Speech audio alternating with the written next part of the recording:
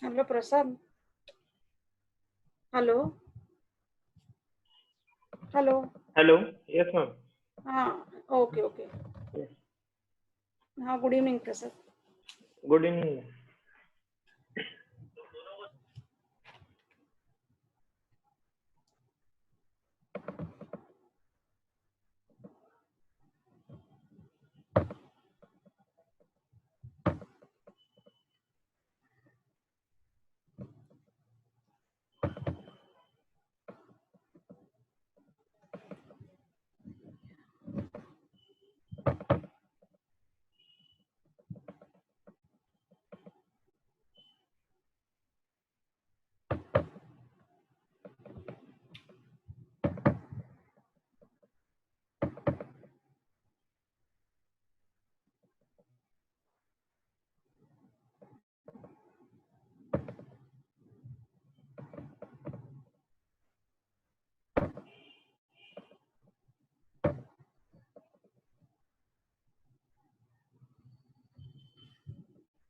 Okay, in the previous session, we had seen the methods of gap model and Serviquel model. Okay, to one more model is there, that is the critical incident model. Now, before I proceed, in the previous session, while the end of the session, maybe I stopped the discussion regarding your concurrent evaluations. Now, students can take the subject of their choice. They can go for PPT presentation. So maybe once I finish with this, then we'll start with your PPT presentations. So from now on, let's start preparing for that. Hello. Okay, so that is one part of the CCEs. Maybe whatever syllabus we have, out of that, you can apply it to any service sector. You can take any points.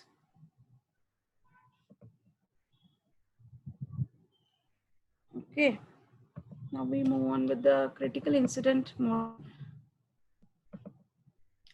Now here, the critical incident technique is a qualitative interview procedure in which customers are asked to provide feedback of events or incidences about satisfying or dissatisfying service encounters they have experienced. So here when we say it's a qualitative interview procedure, qualitative, that means maybe you have designed the scales. You are doing your SIPs. So many of you might have designed the questionnaires. We have a rating scale, maybe 5-point rating scale. You design the scale for qualitative aspects. You measure the qualitative part, like whether the service provided by a particular service provider was good, excellent, poor, average, like that.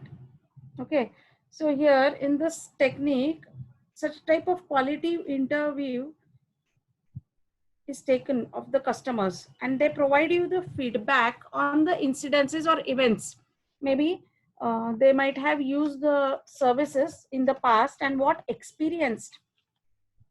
they have experienced, they mark upon that. That means they speak about those experiences here. That is what it means.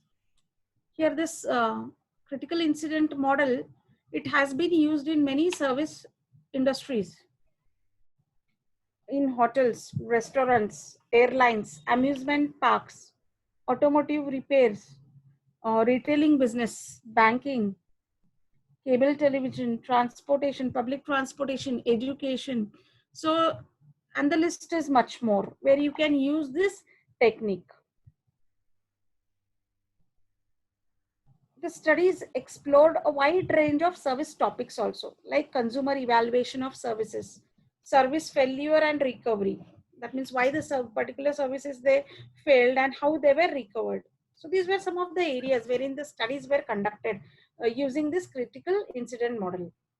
Also the employees, the customer participation in service delivery, service experience. Some of these were the uh, topics wherein the research were carried out using the critical incident model. Now, employees. The next point is try to see your firm through customers' eyes. Now, sometimes what happens in this model, the contact employees, wherein the service is encountered by the customers. That is, the customer comes in contact with the employees.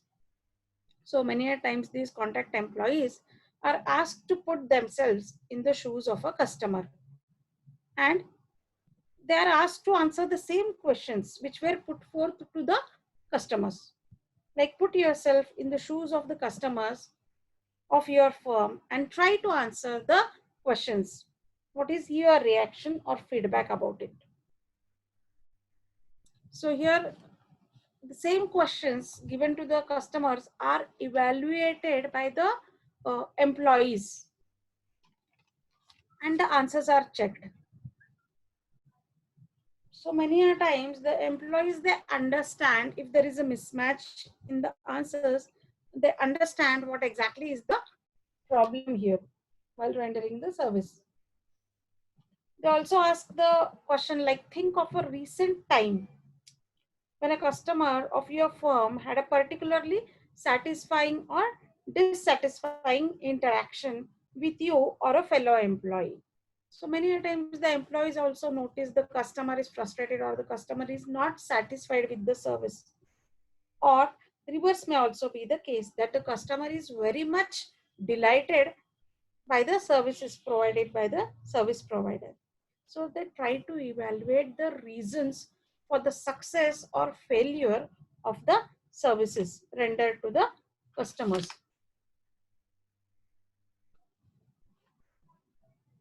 All these stories are analyzed to determine common themes of satisfaction or dissatisfaction underlying the events. Now here, a common theme or maybe a common path is detected where the customers are satisfied or they are not satisfied. Now, what may be the circumstances under which a customer is very much delighted or satisfied and where the customer is not satisfied? They have the common benchmarks or the common circumstances or events. This gives the service provider an overall idea of what are the service encounter parts where extra care has to be taken by the service provider. Now further we move on to the advantages. What are the advantages of using this method, critical incident method?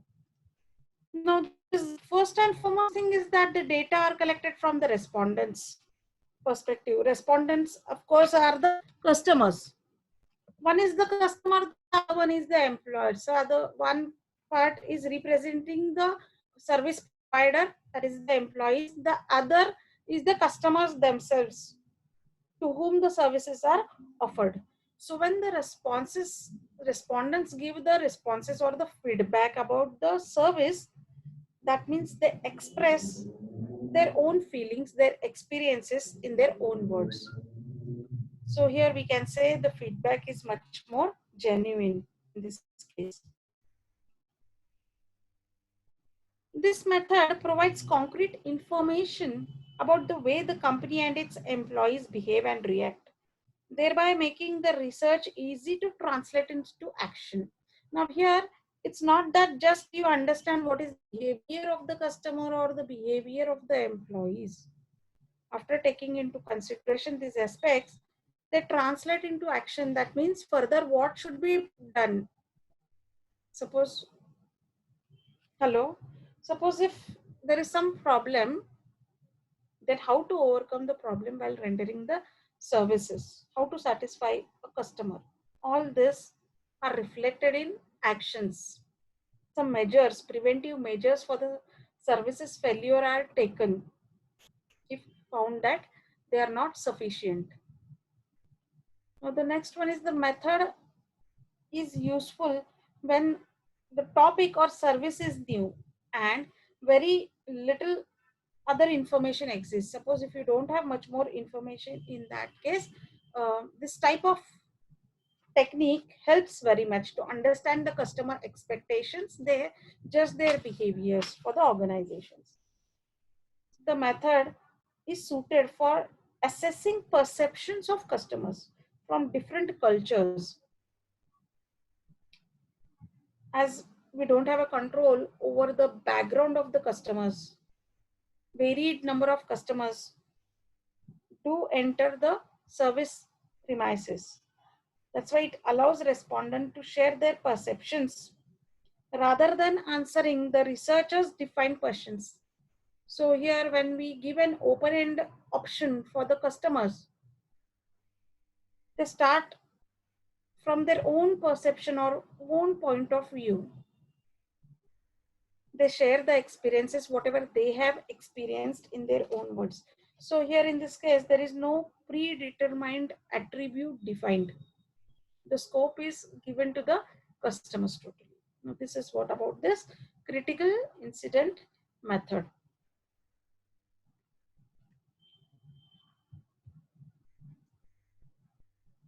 Now after this, we move on to the managing demand and capacity.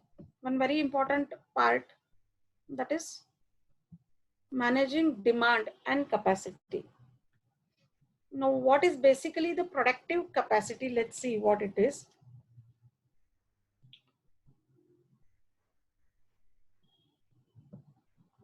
Now the basic thing why we are speaking of this demand and capacity is because of the very important characteristic, that is perishability of services. We all are aware that perishability is one of the very important factor of the services.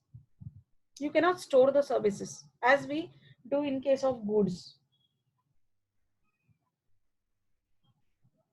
So we say that services are perishable in nature, and that's why building the demand and capacity is a major challenge in this aspect. Now in service context, productive capacity can take several forms. Let's see what are these. The first one is the physical facilities designed to contain customers. Now what does this mean? Physical facilities designed to contain customers. Now here that means to facilitate the customers, to occupy the customers. Like we have medical clinics, we have hotels, we have passenger aircraft, we have college classrooms. So here the physical layout or the capacity is the constraint which is defined in terms of maybe furnishings, the sitting area, the beds, the rooms, the seating capacity of an aircraft, etc. So here that is what is the restriction of that particular physical facility offered to the customer. Now here, if you want to book a seat in the aircraft and if there is no place, okay, then that is the constraint or capacity of that particular service. Similarly, in case of medical clinics also, beyond certain capacity, they cannot accommodate the patients.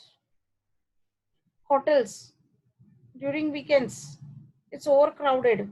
There is no place to sit. That is what it means by the physical facilities designed to contain the customers. The next is form is physical facilities designed for storing or processing goods. Now, what does this mean? Now, it means that the goods either they belong to customers or are being offered to them for sale. That is what we understand by this. For example, pipelines which we use, the warehouses, parking lots, the railroad freight wagons, which the customers they use. So they are making use of all these physical facilities. But the storage or the storing capacity is the problem here. The next one is physical equipment used to process people, position, or information. Now here let me give you an example of either a diagnostic center wherein they use the diagnostic equipments, the airport security detectors, the toll gates, bank ATMs, and the seat in the customer care call center also, to list a few. Now, in the services, if they collapse, that means the services they have stopped working. So here that this is related to physical equipment used to process. Now here that is, you can say it's an interface. So that is what is again a challenge in services. Next is the employees, or you can say a labor. That is the key element. Now this depends upon the high contact services, whether the service is into a category of high contact service or a low contact service. Like we have the restaurant, in the restaurant we have the servers, the nurses, or the call center staff. An organization should have sufficient people to meet the requirements of the customers. Otherwise, there is a possibility that the organization is not able to cater to the demand of the people or the customers. So the lack in inventory capability management combined with fluctuating demands leads to a variety of outcomes. That is, not many problems, or you can say challenges instead of problems, which are to be managed. Now here basically there are 4 basic scenarios which are possible. One, and the first foremost, is excess demand. That is more demand than the capacity.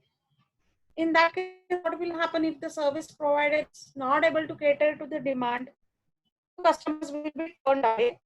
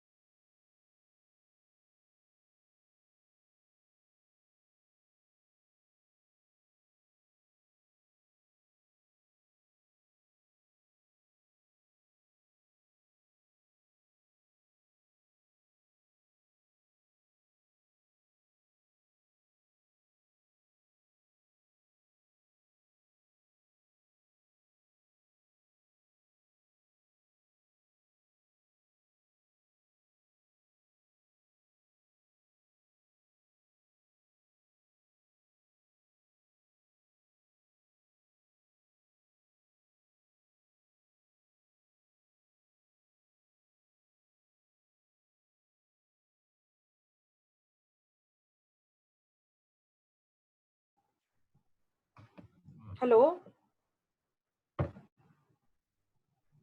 Hello? Now here there are 4 basic scenarios. The first is excess demand. Maybe the customers will be turned away, resulting in loss of business or loss of the opportunity to make the profits for the organization. The next is demand exceeds optimum capacity. Now, no one is turned away here. Everybody is given the service. But what will be the output? There is a possibility that the quality of the service rendered may be hampered, crowding or overuse of the services. The staff may be overstressed. Like we see during weekends, the hotels are crowded, or in case of hospitals also, this is the possibility that demand exceeds the capacity. But there is no option as far as the medical emergency is considered. The customers, they have to wait here. Demand and supply are balanced at the level of optimum capacity. That is again here, both the things are optimum balanced. No one is overworked or overcrowded here in this case. Nobody is stressed much more. And excess capacity. That is the fourth possibility is demand is below optimum capacity. There is low demand as compared to the capacity. Now this is the possibility when it's the introduction of new service. Maybe in the introduction phase, most of the service sector, they uh, experience this, that they have the excess capacity as compared to the services, the demand for the services. Now, understanding the demand patterns. What are the patterns? Now, it's very important to analyze the drivers of demand. Why the customer choose the service? They have the clear understanding of demand patterns, why they vary, the market segments that comprise demand at different points of time. Now, organizations should usually have a graphical representation of demand levels.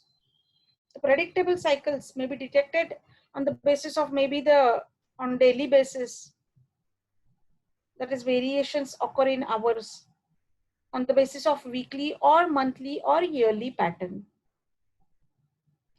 In some cases, predictable patterns are found. Now, why an organization should have these predictable cycles? Because they easily come to know that when the demand is very high and when the demand is very low. This will help them to come up with the appropriate strategies. Now, when I say in some cases predictable patterns are found, if you take an example of tourist destinations, during vacations, the tourist destinations are flooded. These services are in boom. So that means the demand is much more higher. During the weekends, the recreational facilities, they are much more on the peak as compared to the working days. Now here, random demand fluctuations is the first one. Random demand fluctuations, that means there is up and down. If you have the graphical representation, it shows the increasing and decreasing nature of demand. So that's why we say it's a random demand fluctuations. Maybe it depends upon the pattern of holidays. Maybe it depends upon the pattern of weather. If you take an example of retailing, shopping, whenever people they have holidays, weekends or vacations, the recreational facilities they are used more. But that is not possible in case of healthcare. In healthcare, we cannot predict the demand. There may be much more fluctuations. That is the random demand fluctuations. Demand patterns by market segments. So by having varied market segments also, you can go for predicting the cycles of the demand. Daily records on customer transactions. Demand based on segment is predictable. Like if you take the automobile repair services, on Saturdays and Sundays, they are much more flooded. Health clinic can go for segmentation depending upon the specific criteria. Now, these were about the predictable cycles. Now, what are the strategies for matching the capacity and demand? Now, here there are only two options. The first is shifting demand to match the capacity or adjusting capacity to meet demand. These are only the two possible strategies. Now, let's see the first one, that is shifting demand to match capacity. Now, here again, there are two options here, that the demand is very much high or the demand is too low.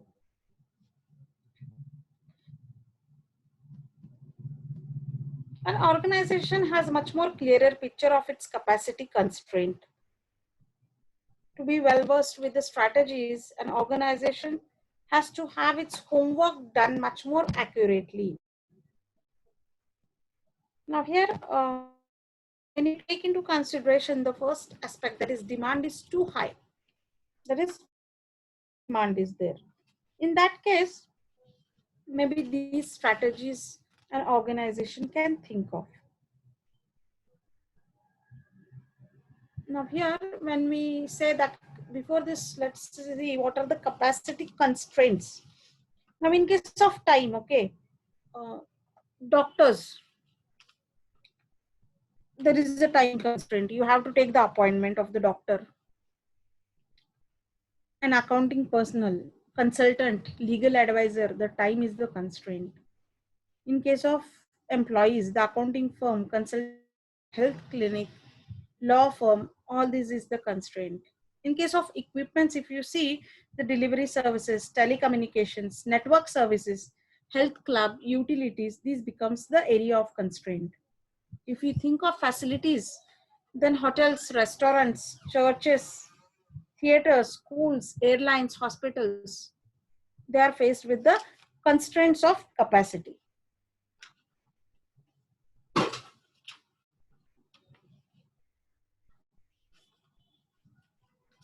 Now, we were discussing about demand on the too much higher side. The first one is the communicate with the customers. Now here, communicate busy days and times to the customers to match the capacity. That is, you are shifting the demand by communicating to the customers, letting them know that this is the peak time wherein each of you cannot be given the services. So better you inform the customers. Maybe you can take an example of the post offices, regular customers. For them, they can just assure that maybe in the morning time, it's very busy schedule. You can just visit in the afternoon. This is possibility for the health clinics also. In health, during the health clinic, because of the schedule of appointments of doctors, easily the organization or the service providers, they communicate to the customers about the times or the schedule. Here, Hello. Hello, ma'am. Hello. delivery. Many a times there is a possibility. Hello. Um, Hello. hello, ma'am. PPT show ना होते ma'am. Show नहीं होते? नहीं. Hello. नहीं ma'am. नहीं ma'am. PPT नहीं हो रहा है मैम, नहीं दिख रहा है. देखती हूँ. Just a minute.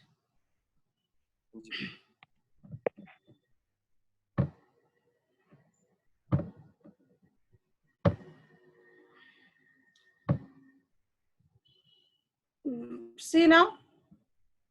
Hello. Yes ma'am. Yes ma'am. Yes ma'am. Yes ma'am. Done. अच्छा, ओके. बीच में वो कनेक्शन ये हो गया था, फ्लक्चुएट. That might be. ये कब से नहीं हो रहा है? अभी हो रहा है या पहले से हो रहा है? अभी जब आपका एक बार आवाज आया था ना मैम, थोड़ी देर रीजॉइन करने के बाद हुआ मैम. अच्छा, तो तभी क्यों नहीं बताया? मैंने आपने मैसेज डाला था आपको, बट देखा नहीं शायद. Yeah, maybe. No, I was also okay. I thought like you are not sharing your screen. You are like No. That's not the case. Okay. तो मैं यहीं की. Okay. अच्छा. I think I just started with this PPT only. Okay. Yes ma'am. So the next is modified timing and location of the service delivery. So many times you can say, if you take an example of again the medical fraternity, maybe a dentist, you can think if the dentist or a medical practitioner, they visit 2 or 3 premises, the locations. So according to their timing, they can modify the place.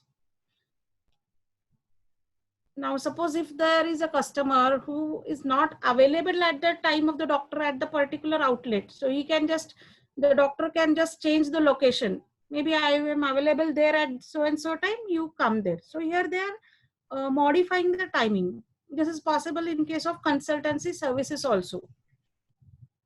For those people or for those services wherein they have more than one location, they can think of modifying this.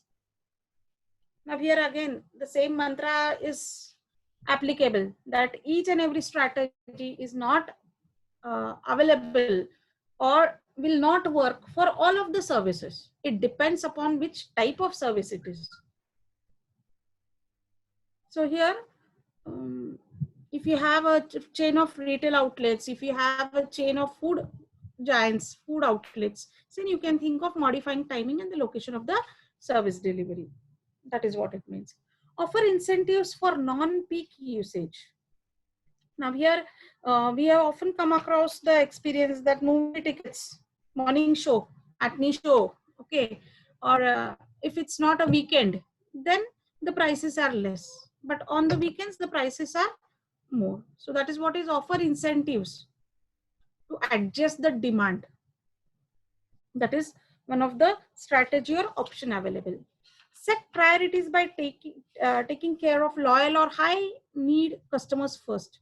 So here, this is what is those who are loyal customers, regular customers, you need to prioritize. You need to give them more priority as compared to a new customer. No doubt, new customer is also important, but first and foremost, communicate to the customer, the existing customer, about the timing or the capacity.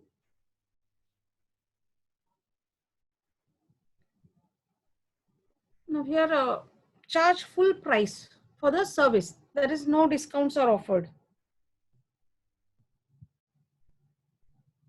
Now, firms generally charge full price for service during those periods of the time that they know their services are historically in high demand. So when there is high demand, so there is a possibility that there is no need for you to give discounts. Airlines, okay, during vacations, there is no possibility of allowing discounts because the demand is much more high. Now here the next option is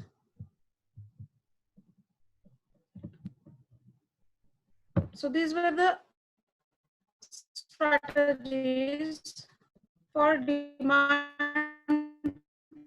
too high. If the demand is low, the reverse. In that case, stimulate business doing. We are stimulating the business from the current market segments to match the capacity.